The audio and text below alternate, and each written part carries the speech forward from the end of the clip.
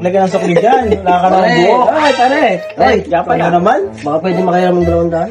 Ayun eh. Kung may utang ka pa sa akin, utang ka na naman. Wala ba, alam ko rin yun. Ilan pa?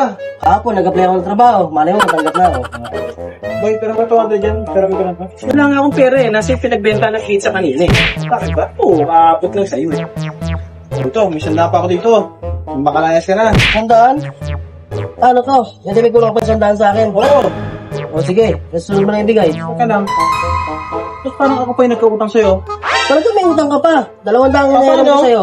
100 ang binigay mo. Ikaw nang hiram sa akin, ako pa may utang sa'yo. Teka. Magkano yung utang mo? 200. Sandaan. Magkano binigay mo? Sandaan. O, ayun.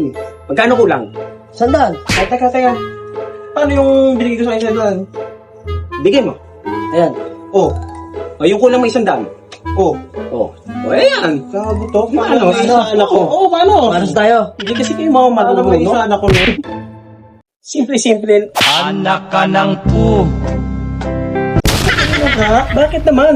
Wala naman nilabas na pera yun. Paano kayo magiging manos? Wala ba? Hindi naman kayo nag-gusto ng pangmatagalan eh.